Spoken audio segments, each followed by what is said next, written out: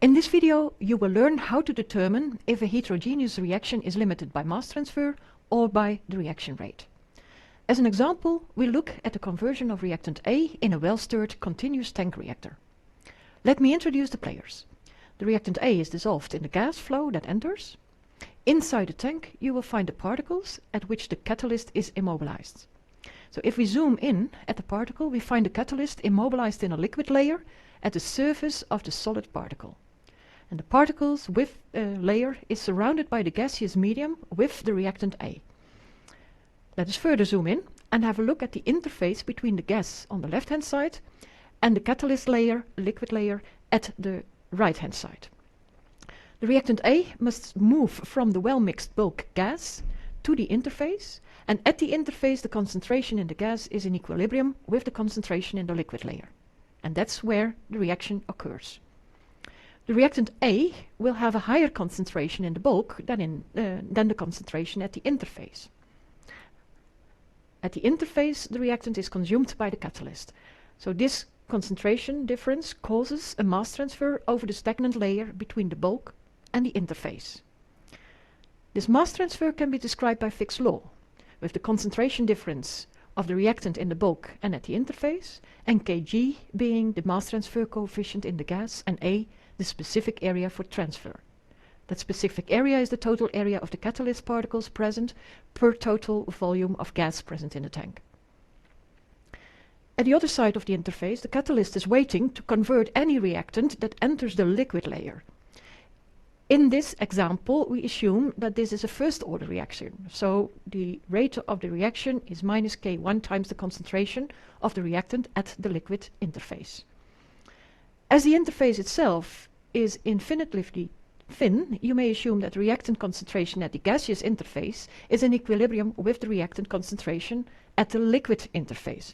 So we can define the distribution or the partition coefficient M. And that's the concentration of reactant A in the gaseous interface divided by the concentration of A at the liquid interface. Note that we have the mass transfer equation with the concentration of reactant A at the gas interface, the first order reaction equation with the concentration of reactant at the liquid interface, and we have an equation for the partition coefficient M that contains both interfacial concentrations. We can combine the equation for the partition coefficient with the reaction equation. So now both the mass transfer equation and the reaction equation contain the unknown concentration of the interfacial concentration of your reactant at the interface of the gas.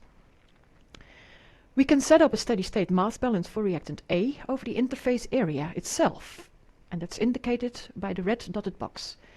So the mass flux enters from the gaseous phase into the liquid interface, and what enters at this spot is immediately consumed by the catalyst.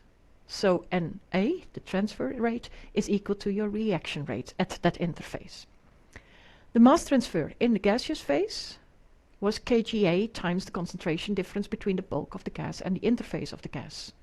And that is equal to the reaction rate, K1 times Ca at the gas interface, divided by the partition coefficient M. All parameters and the bulk concentrations can be known or measured, and the only remaining unknown is the concentration of reactant at the gaseous interface. This gaseous concentration, so at the interface, cannot be measured, but you can calculate it now.